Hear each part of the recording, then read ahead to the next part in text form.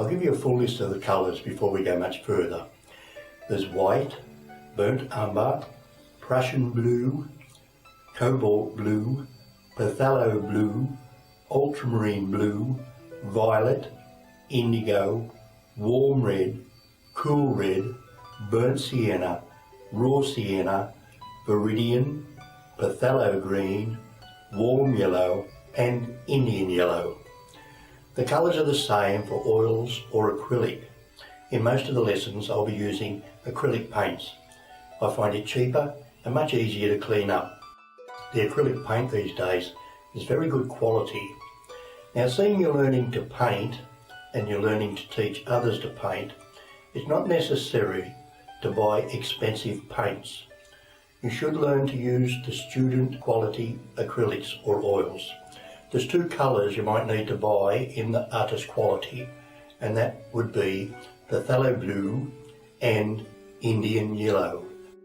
The full list of colours is quite a long list. You might not want to buy some of the colours. You might not want to use the violet or the indigo blue, and you can get away with Prussian green or phthalo green rather than the viridian if you wish. You can paint away for months in burnt umber and white, and if you do, you'll be very well rewarded because you'll learn a lot about tones and you get very familiar with the brush strokes. Prussian blue is another colour that you can paint with in monocolour, Prussian blue and white. So let's have a look at the colours.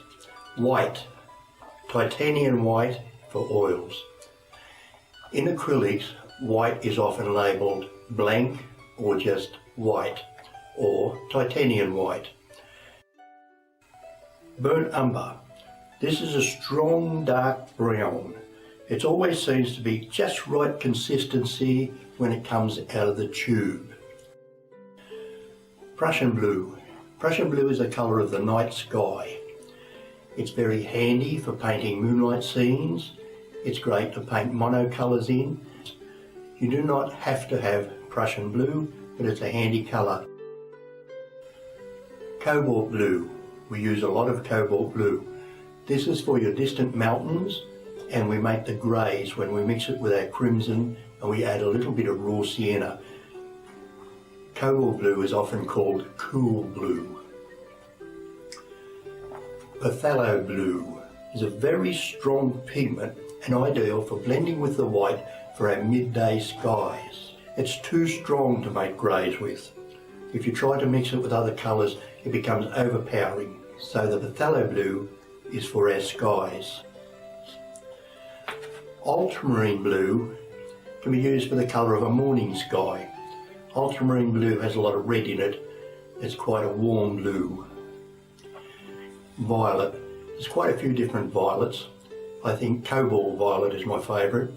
If you wish to use the violet for your violet paintings or for painting jacaranda trees, pick a very strong violet. Indigo is more or less Prussian blue and black. It's a good colour to work with if you want to do some monocolours and if you want to paint a stormy sky. Warm red is fire engine red. There's many warm reds. Cadmium red is probably the most common warm red. Vermilion is another warm red, quite common.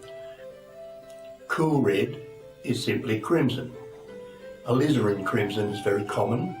The crimson is for the background red, and we mix it with the cobalt blue and a little bit of raw sienna to give us the greys. Burnt sienna is a red. It's an earthy red-brown. We use it for painting in our roadways, for the sun shining on the rocks. We put it in the bark of our trees, and it looks good on the rusty roofs of sheds and houses. Raw sienna is a yellow. It's a faded yellow that we use in the background. We use quite a lot of raw sienna. We use it for our base colour for our distant greens. Viridian is a dark green. It's the colour of a leaf or foliage right in front of your face. So we never use this very often straight out of the tube. It's just too strong a green. But it's a great tint to put through your paintings. And if you use it right from the background tones of green to the foreground tones of green, and mix it in with your colours just a little bit, it'll give you the same tone right through your painting. This makes your painting look very natural. Phthalo green is a brilliant rainforest coloured green. It's transparent and it looks great when you do monocolour paintings with it. Prussian green is very much the same. Warm yellow. Warm yellow is any yellow that is warm, and you can tell it's warm because it looks more like an orange than a lemon. Cadmium yellow is possibly the most common warm yellow. Indian yellow.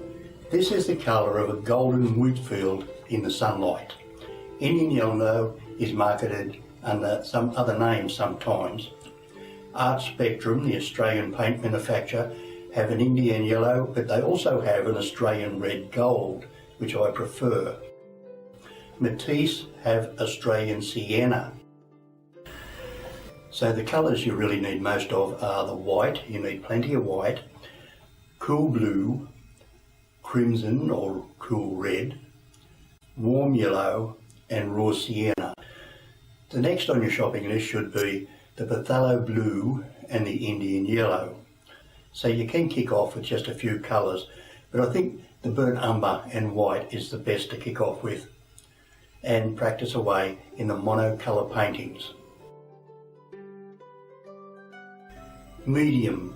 Someone might say to you, what medium do you paint in? It means, do you paint in oil paints or do you paint in acrylic paints? And they say, what medium do you thin your paint with? Well, you can thin your oil paints with an oil painting medium, and the water paints, which is acrylic paints, you thin them with water. Now with your oil paints, I thin my paint with kerosene. I know it's not traditional, but it's easy. It doesn't smell so bad and it's oily. So medium simply means what you thin your paint with, terps or water. When you finish your paintings, you may wish to spray them. I use an artist picture varnish, a matte varnish, which comes in a pressure pack can.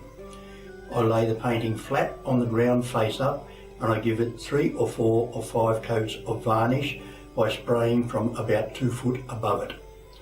You can do this if you wish, but I think you should wait until we get very good at our paintings before we spend time worrying about that. Now there's video also on how to thin your paint. I'll show you a method now of preparing your oil paint ready for painting wet on wet. Oil paint is usually too thick when it comes out of the tube, and therefore we need to thin it. A simple way to do this is use plastic bags. You cut the bottom out of the oil paint tube and squeeze the paint into the plastic bag. Then you add your thinners. I'm adding 15 ml of kerosene here. You seal the bag and then mix your paint by rubbing it between your hands. You do need to mix it very well. If you don't mix it well enough, you'll find that you have lumpy paint, which is okay, but does cause some problems. Then you snip the corner out of the bag with a pair of scissors. When you mix it well, your paint will be very creamy, and that's what we want. If your paint is very thick and you try to use it with paint that is thin, you'll find when you pick up the thick paint and try and brush it over the thin paint, it will pick up the thin paint rather than lay the thick paint down. So we need to have all our paints at a similar consistency so they'll flow off the brush. Store these plastic bags of paint into a sealed container, a light-proof container. Don't put them in a glass jar.